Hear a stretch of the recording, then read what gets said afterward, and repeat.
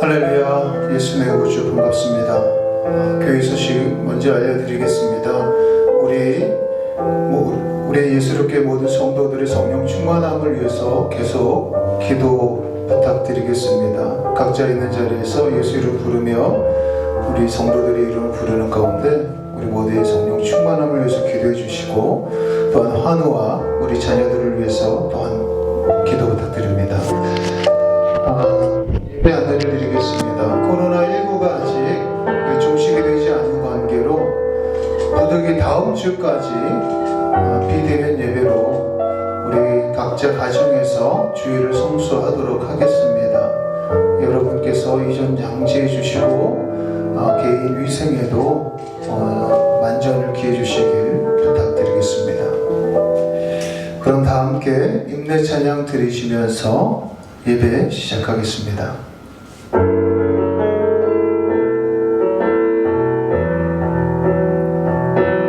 예수로 나와 하나님을 찬양해 그 이름의 능력을 선포하네.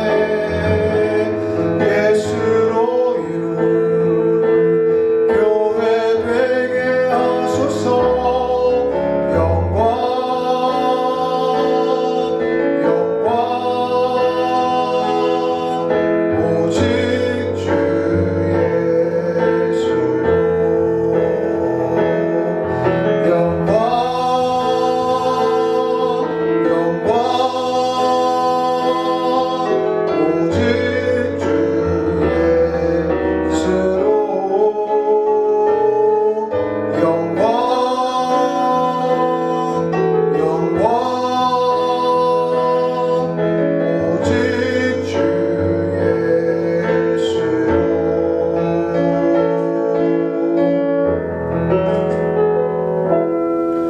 함께 사도신경으로 우리 신앙을 고백합시다.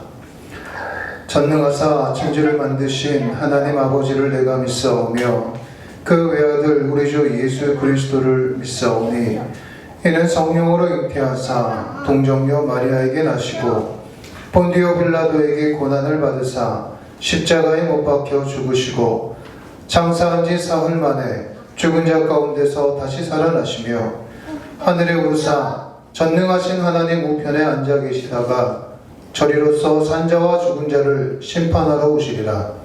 성령을 믿사오며 거룩한 공예와 성도가 서로 교통하는 것과 죄를 사하여 주시는 것과 몸이 다시 사는 것과 영원히 사는 것을 믿사옵나이다. 아멘.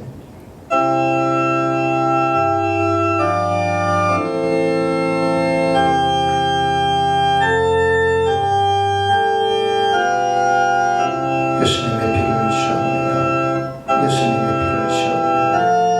우리의 모든 허물과 우리의 모든 죄악을 용서하시고 씻어주시고 도말하여 주시옵소서. 예수님의 피를 시합니다.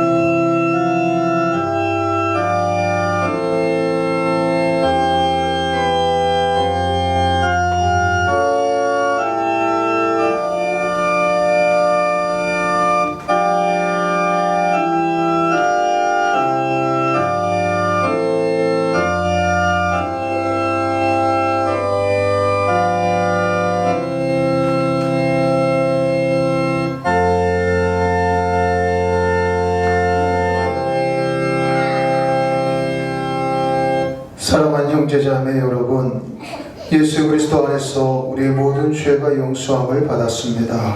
우리도 형제 허물을 용서하며 삽시다. 주 예수 그리스도의 은총과 축복이 함께 하시길 축원합니다. 아멘.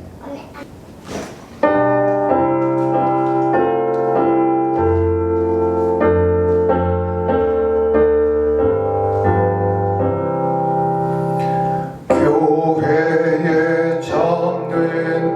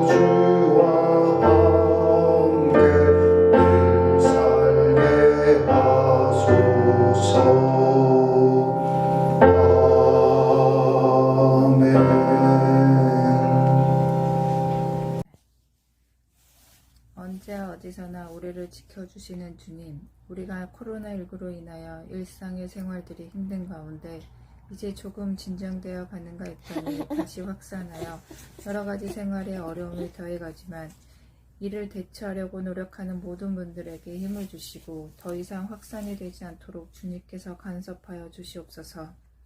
예수롭교회 성도 모두를 바이러스부터 무더위로부터 건강을 지켜주시고 날마다 성령님께서 보호해 주심을 믿고 나아갈 수 있게 하여 주시옵소서. 그리고 경제적 어려움을 겪고 있는 성도에게는 이길 수 있는 지혜를, 도움의 손길을, 병으로 고통받는 장로님과 성도들에게 치유해 주셔서 예수님 증거하는 데 쓰임받는 자 되게 하여 주시옵소서. 특별히 이 시간 김강호 목사님을 위하여 기도드립니다. 목사님께 지혜와 성령의 충만함을 주셔서 교회를 이끌어 가시는데 전혀 부족함이 없게 하여 주시옵고 사역을 감당하시는데 지치지 않게 열정과 영육 간의 강건함을 허락하셔서 어떤 고난과 어려움 속에서도 예수 이름 부르며 승리하게 하시고 주님께서 귀하게 쓰임받는 목사님으로 세워주시옵소서. 이 어려운 시기지만 하나님께 예배드리는 걸 소홀히 하지 않게 어디에 있든지 어디서 예배를 드리든지 예배의 소중함을 일깨워 주시고 저희 모두의 믿음을 더욱 굳게 세워주시고 예수 이름 부르며 승리하는 저희 모두가 되게 하여 주시옵소서. 오늘 또 이 예배를 받아주실 걸 믿고 예수 이름으로 기도드렸습니다. 아멘. 아멘.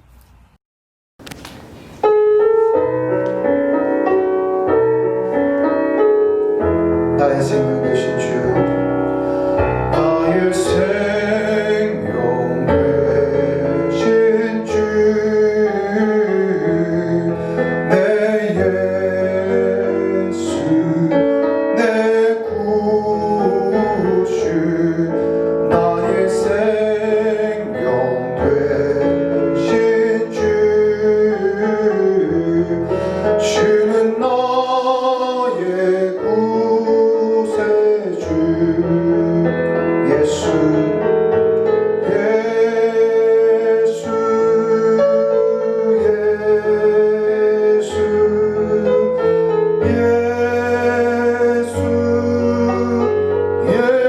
예수 예수 내 영혼의 구세주 주는 나의 구세주. 함께 드린 예물 위해서 기도하겠습니다. 사랑의 하나님 아버지 감사합니다. 오늘도 거룩한 성인을 맞아 각자의 가정과 각자의 처소에서 예수 이름을 부르며 한 마음으로 아버지께 예배하게 하심을 감사드립니다. 우리의 이 예배를 기뻐받아 주시옵소서. 또한 아버지의 자녀로 불러주시고 또한 아버지의 자녀의 그 복받는 반열에 세워주신 것이 고맙고 감사하여 이 몸을 주님께 올려드리며 이 땅에서 사용되는 귀한 물질 성결하여 하나님의 나라가 확장되기를 소원하는 가운데 아버지 이 물질을 드리오니 이 물질 또한 기뻐받아 주시옵소서. 어려운 시절 참으로 힘든 시절입니다. 그러나 아버지 사랑하는 당신의 귀한 자녀들에게 때마다 이른 비를 내려 주시옵소서. 늦은 비를 내려 주시옵소서. 그래야 저들의 가정이 차고 넘치게 하시고 물질 때문에 어려움 당하지 않게 하시며 일용할 양식으로 채우신 하나님을 바라보며 늘 날마다 감사로 기쁨과 찬양으로 아버지께 영광을 올려드리는 우리 예수롭게 모든 성도들 되게 하여 주시옵소서. 간절히 원하옵니다. 저희들에게 값없이 주신 이 몸이 예수 이름을 전하는 도구로 쓰임받기를 원합니다. 물질에 끌려다니며 노예 생활하는 것이 아니라 예수 이름을 선포하는 가운데 이 세상 물질을 지배하고 다스리며 정복하며 하나님의 자녀의 권세를 마음껏 사용하며 누리는 우리 예수롭게 모든 믿음의 권속들 되게 하여 주시옵소서. 드려진 정성, 바쳐진 몸과 물질 우리 주님 기뻐하신 줄 믿고 예수님의 이름으로 감사하며 축복하며 기도하옵나이다. 아멘. 오늘 우리에게 주신 하나님의 말씀은 요한복음 14장 6절 하나님의 말씀 제가 대독해 드리겠습니다.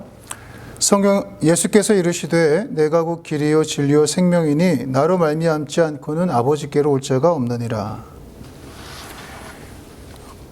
요즘 포털 사이트에 올라온 교회발 코로나 기사에 달린 댓글을 보면 교회를 향한 일반 대중의 분노가 참 대단하다는 것을 볼 수 있습니다. 차마 입에 담기 힘들 정도의 욕설과 비방을 읽다 보면 신앙인이자 목사인 저로서는 자괴감이 들지 않을 수가 없더라고요. 그렇다면 교회를 향해 분노를 쏟아내는 저들의 말처럼 교회는 정말 이상한 집단일까요? 교회 다니는 사람들은 품위가 없고 상식이 없는 세뇌당한 추종자들일까요? 여러분 생각은 어떠세요? 어떤 사람은 이번 교회를 싹쓸이해서 대한민국에서 교회를 없애야 한다라고 주장하는 사람도 있더라고요. 그렇다면 정말 교회가 이 땅에서 사라져야 할 만큼 나쁜 집단일까? 그리고 교회가 과연 이 땅에서 사라질 수 있을까? 여러분은 어떻게 생각하십니까? 먼저 말씀드리자면 교회는 이상한 집단도 아니고 교인들은 헛된 것에 속아 세뇌당한 추종자도 아닙니다. 그리고 교회는 절대로 사라지지 않습니다. 교회는 지난 2000년 동안 점점 더 많아졌고 언제나 교회가 탄압받을 때 알곡과 가라지는 구분이 되었고 그때 폭발적으로 복음이 전파되었다는 것은 역사적인 사실입니다. 지난 2000년 동안 많은 종교가 생겼다 사라지는 일이 반복되었죠. 하지만 그때마다 기독교는 더욱더 견고해졌고 더욱더 커져왔습니다. 왜 그럴까요? 기독교는 이상한 집단도 아니고 교회의 머리 대신 예수님은 가짜가 아니기 때문입니다. 오늘 보면 요한복음 14장 6절은 우리에게 말씀합니다. 예수께서 이르시되 내가 곧 길이요 진리요 생명이니 나로 말미암지 않고는 아버지께로 올 자가 없느니라. 만약 내가 곧 길이요 진리요 생명이니 나로 말미암지 않고는 아버지께로 올 자가 없다고 하신 예수님의 이 말씀이 진짜라면 우리 인간은 누구나 다 예수를 만나야 합니다.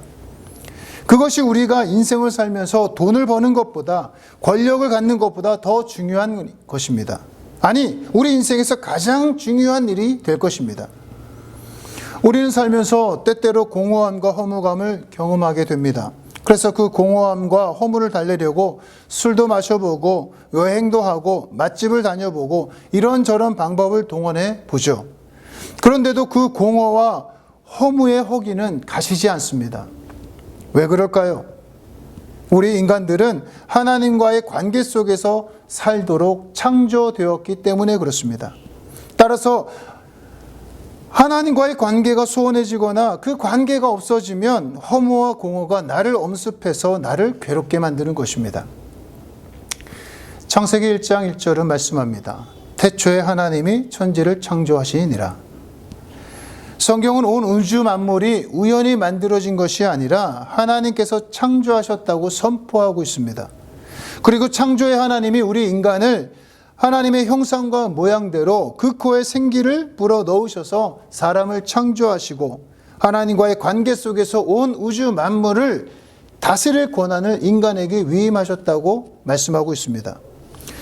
우리가 이런 우주 만물의 기원과 인간 출생의 비밀을 모르고 그저 부모님이 나를 태어나게 해서 내가 지금 존재하나 보다라고 생각하고 살다 보면 누구나 죽을 수밖에 없다는 죽음의 문제 앞에서 좌절하게 되고 인생의 허무가 더 깊어지게 되는 것입니다. 어떤 사람들은 삶의 의미와 목적을 찾기 위해 인생 대부분을 보내기도 하죠. 다른 종교에서는 수행도 합니다. 그리고 어떤 사람은 인생의 궁극적인 목적을 찾기 위해서 수단과 방법을 가리지 않고 구도의 길을 나서기도 합니다. 톨스토이는 그의 고백록에서 자신이 삶의 의미와 목적을 탐구해온 이야기를 적어놨습니다. 그는 어린 시절에 기독교를 거부했습니다. 대학을 졸업하고 그는 인생에서 얻을 수 있는 최대한의 쾌락을 얻고자 모스크바와 피터스부르크의 사교계에 진출하였습니다. 엄청난 술을 마셔대고 난잡한 사생활과 도박을 하면서 방탕한 생활을 했습니다. 그러나 그는 거기서 삶의 의미를 찾지도 못했고 만족을 얻지 못했습니다. 그런 다음 그는 돈 버는 일에 몰두했습니다. 그는 물려받은 유산도 있고 자신이 쓴 책 덕분에 많은 돈을 벌었습니다. 그러나 그건 역시 만족시켜주지 못했습니다. 그는 분명 세상적으로 성공했고 명예도 얻었고 사회적 지위를 누렸습니다. 대부분의 사람들이 부러워하는 모든 것을 성취하고 소유했습니다. 그럼에도 그는 결국 그래 좋아, 그래서 어쩌란 말인가? 라는 질문에 이르게 되었고 여전히 삶의 의미와 목적에 대한 해답을 얻지 못했습니다. 그래서 톨스토이는 가정에서 그 해답을 찾고자 했습니다. 그는 가족들에게 가능한 최상의 삶을 제공하려고 애를 썼습니다. 1862년에 결혼을 했고 사랑하는 아내와 13명의 자녀들을 갖게 되었습니다. 톨스토이는 누가 보더라도 완벽한 삶을 갖춘 사람이었습니다. 그는 자신이 해보고 싶은 모든 것들을 해보았고 갖고 싶은 것들을 다 가졌고 야망을 품었던 모든 것들을 이룬 사람이 분명해 보였습니다. 완벽한 행복으로 둘러싸여 있었습니다. 그러나 결국 한 가지 질문이 그를 자살 직전까지 몰고 갔습니다. 그 질문은 바로 이것입니다. 죽음이 나를 기다리고 있으며 그 죽음을 피할 수 없다는 사실조차 소멸시키지 못하는데 내 삶에 어떤 의미가 있단 말인가? 그래서 톨스토이는 다시 이 질문에 대한 답을 찾기 위해 과학과 철학의 모든 분야를 연구했습니다. 그리고 나서 그는 나는 왜 사는가? 라는 질문에 과학과 철학을 통해서 얻을 수 있는 답을 말합니다. 무한한 시간과 공간 속에서 무한히 작은 입자들이 복잡하게 이리저리 움직이고 있다라는 것이 과학과 철학을 통해서 얻은 해답입니다. 그러고 보면 오늘날 우리 현대인들도 톨스토이가 의문을 품었던 인생에 있어서 가장 중요한 질문들을 스스로에게 해야 하지 않을까 싶습니다. 나는 어디서 왔고 어디로 가며 나는 누구이며 인생이란 무엇인가? 라는 이 질문에 대해서 우리 각자는 분명한 답을 가지고 있어야 한단 말입니다. 톨스토이는 마침내 그 해답을 얻었습니다. 러시아의 농부들을 통해서 예수 그리스도 안에서만 그 인생의 모든 질문들에 대한 해답을 찾을 수 있다는 것을 그는 발견하게 되었던 것입니다. 락그룹 퀸의 리드싱어였던 프레디 머큐리는 1991년에 죽었죠. 그는 그의 마지막 앨범에서 우리가 무엇을 위해 사는지 알고 있는 사람 있습니까? 라고 노래합니다. 그는 엄청난 재산을 모았고 수만 명의 팬들을 열광시켰습니다. 부와 명예를 모두 가졌던 사람이었는데도 불구하고 그는 죽기 얼마 전에 인터뷰에서 자신은 지독하게 외롭다라고 고백했습니다. 그는 다음과 같이 말했어요. 세상의 모든 것을 다 가지고도 가장 외로운 사람이 될 수 있다. 그리고 그것은 가장 쓰라린 외로움이다. 성공은 나를 기계적인 우상으로 만들었고 수백만 파운드를 벌게 해주었지만 나에게 우리 모두가 필요로 하는 단 한 가지는 가지지 못하게 했다. 사랑으로 지속되는 관계, 바로 그것이다. 프레디 머큐리는 사랑으로 지속되는 관계를 자신뿐만 아니라 우리 모두에게 필요한 한 가지라고 말했습니다. 그건 옳습니다. 하지만 어떤 인간관계도 우리에게 완전한 만족을 주지 못하죠. 또한 모든 인간관계는 완전하지도 지속적이지도 않습니다. 인간과의 관계는 언제나 뭔가 허전한 채로 남아있기 마련이며 공허가 수반됩니다. 왜냐하면 인간은 하나님과의 관계 안에서 살도록 창조되었기 때문입니다. 하나님과의 관계가 단절된 상태에서 인간이 인간을 통해서 만족을 얻지 못할 뿐더러 하나님과의 관계가 단절된 상태에서 인간과 자연이 온전한 관계를 형성할 수 없습니다. 예수님은 내가 곧 길이다 라고 말씀하셨어요. 어떤 길입니까? 예수님은 우리 인간들에게 완전하고 지속적인 만족을 주실 수 있는 그 하나님과 관계 맺을 수 있는 그 하나님 안으로 우리를 이끌어 주시는 유일한 길이라는 것입니다. 예수님을 통하지 않고는 하나님과 관계 맺을 수 있는 방법이 없습니다. 그리고 하나님과 관계 맺을 수 없는 삶은 공허와 허무뿐인 것입니다. 제가 성령 체험을 통해서 예수님을 인격적으로 만난 뒤에 제 삶의 많은 부분이, 아니 거의 모든 부분이 바뀌었던 것처럼 여러분이 예수님을 통해서 하나님과의 관계를 경험하게 되면 삶의 의미와 목적이 선명해지고 분명해질 뿐만 아니라 지금까지 보지 못했던 모든 것들을 보게 될 것입니다. 그리고 이전의 삶으로 돌아가고 싶어 하지도 않을 거예요. 왜냐하면 내가 왜 창조되었는지, 내가 왜 지음받았는지, 왜 존재하는지를 알게 되기 때문에 그렇습니다. 예수님이 하나님께로 가는 길입니다. 예수님이 생명입니다. 예수님이 진리입니다. 제가 이렇게 말하면, 우리 그리스도인들이 세상 사람들에게 이렇게 말을 하면 사람들은 말하죠. 그것이 왜 꼭 예수여야만 하느냐는 거예요.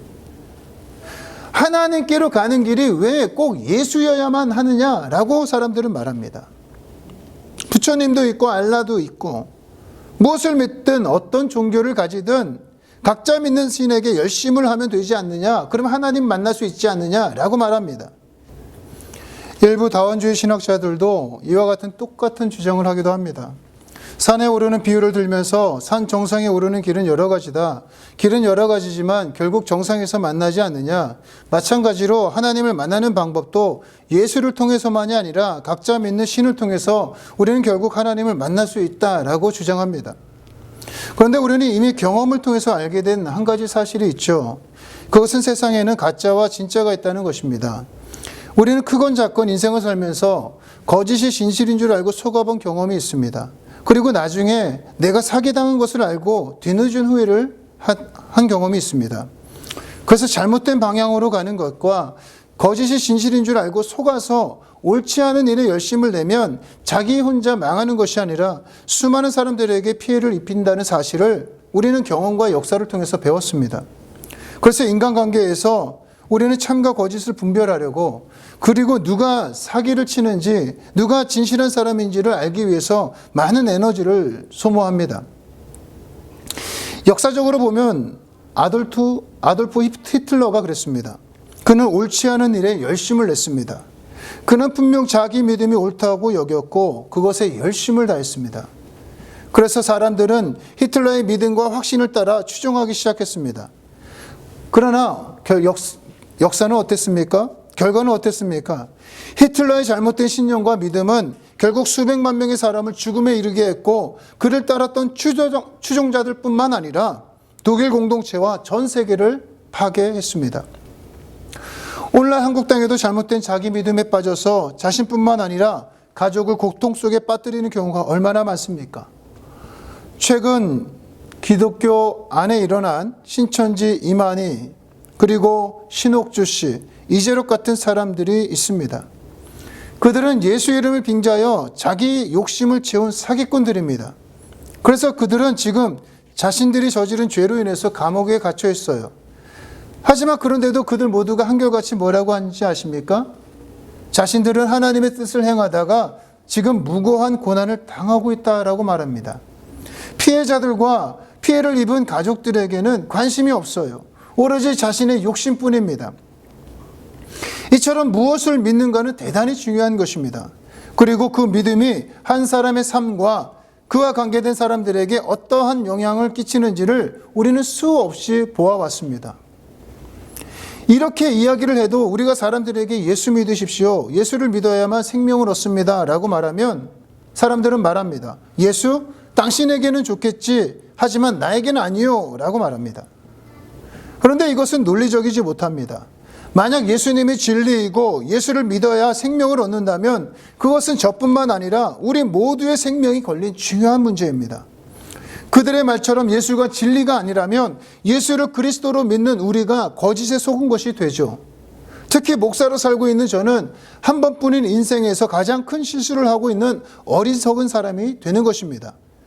때문에 예수가 진리가 아니라면, 예수가 길과 진리와 생명이 아니라면 잘못된 길에 빠진 저부터가 하루라도 빨리 예수 믿는 것에서 손을 떼어야 할 것입니다. 나니아 연대기로 잘 알려진 작가 C.S. 루이스는 이런 말을 했습니다. 기독교는 하나의 명제이다. 따라서 만약 기독교가 거짓이라면 아무것도 중요할 것이 없지만 만약 기독교가 진실이라면 대단히 중요한 것이다. 어중간하게 중요한 것은 없다라고 말입니다. 루이스의 말대로 기독교는 진리일까요? 아니면 거짓일까요? 어떤 증거가 있을까요? 예수님은 분명 나는 길이요 진리요 생명이라고 말씀하셨는데 예수님의 이 주장을 뒷받침할 만한 증거가 있느냐라는 것입니다. 우리는 이에 대해서 신앙생활하는 동안에 하나님의 말씀인 성경을 통해서 그리고 여러 가지를 통하여서 분명히 확인해야 되고 그리고 확인했다면 확신을 갖고 하나님의 말씀과 약속을 믿는 자가 되어야 할 것입니다. 기독교의 핵심 중 하나가 바로 예수님의 부활일 것입니다. 예수님이 죽었다가 사흘 만에 부활한 것이 핵심 중의 핵심이죠. 그런데 예수님의 부활에 대한 증거는 많이 있습니다. 그리고 기독교가 말씀하고 있는 여러 가지 교리들에 대해서 기독교가 사실이라는 증거는 아주 많습니다. 하지만 지금 오늘 본문 요한복음 14장에서 말씀하신 예수님이 나는 길이요 진리요 생명이다 라고 말씀하신 것은 이 어떤 객관적인 진리, 객관적인 증거 그리고 지적이고 이성적인 진리 이상의 그 무언가를 말씀하셨다는 것을 우리는 알아야 됩니다. 진리를 뜻하는 그리스어는 알레테이아라고 합니다. 근데 이 알레테이아는 망각, 은폐라는 의미의 레떼에 결여, 부정, 박탈의 기능을 가진 접두사 아가 결합된 단어입니다. 그래서 탈은폐성이라는 뜻을 가지게 돼요. 따라서 예수님께서 나는 진리다라고 말씀하신 것은 은폐된 진리가 아니라는 겁니다. 그리고 그것은 지적으로 받아들이는 것 그 이상의 무언가가 있는데 그것이 바로 진리이신 예수 그리스도를 추상적으로 지적으로만 아는 것이 아니라 경험으로 분명하게 확인할 수 있는 은폐되지 않는 알미라는 것입니다. 무언가를 안다라고 할 때 두 가지 면이 있잖아요. 하나는 머리로 아는 것이 있고 하나는 경험으로 아는 것이 있습니다.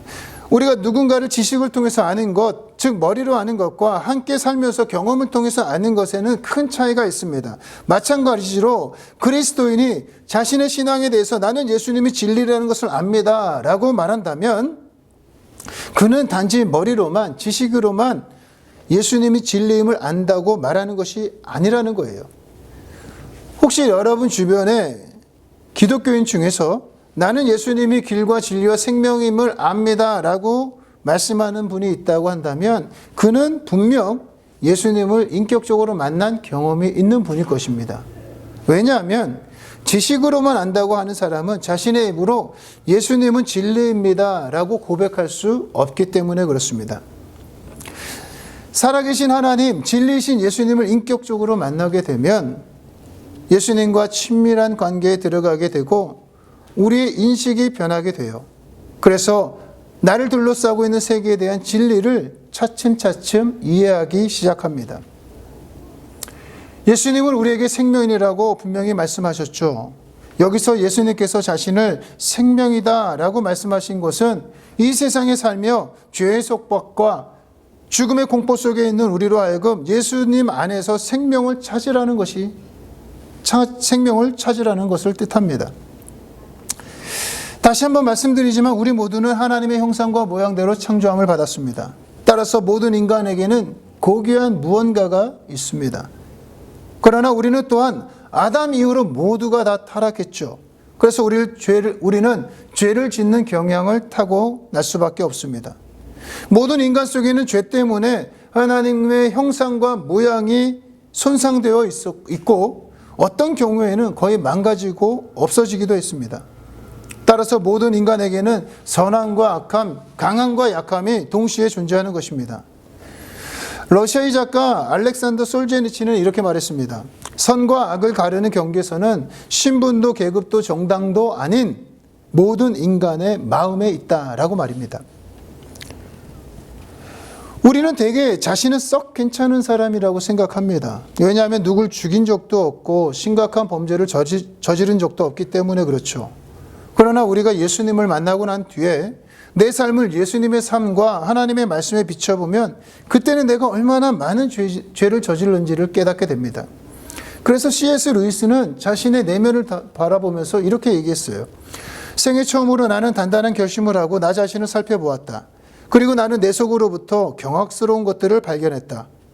욕정의 동물원과 야망의 난장판, 공포의 양육소, 증오들의 귀여움을 받고 있는 할렘, 나의 이름은 군대였다. 우리 각자가 자신의 내면을 정직하게 들여다보면 루이스의 표현이 과한 것이 아님을 알게 될 것입니다. 우리 내면에는 죄의 군대가 주둔해 있다는 거예요.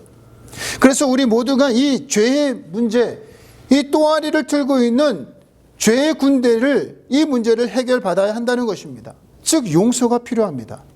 그것이 나 자신에 대한 것이든 이웃에 대한 것이든 우리는 분명하게 죄에 대해 용서를 받아야 됩니다. 그런데 그것은 내가 스스로 할 수 없다는 것이 문제입니다. 그것은 오직 예수님 안에서만 받을 수 있는 것입니다. 예수님께서 우리를 위해 십자가에 달리실 때 그분은 우리가 지은 모든 죄의 형벌을 대신 치르셨습니다. 아마 이 설교를 들으면서 이것이 무슨 말인가 하고 이해가 되지 않는 분도 계실 것입니다.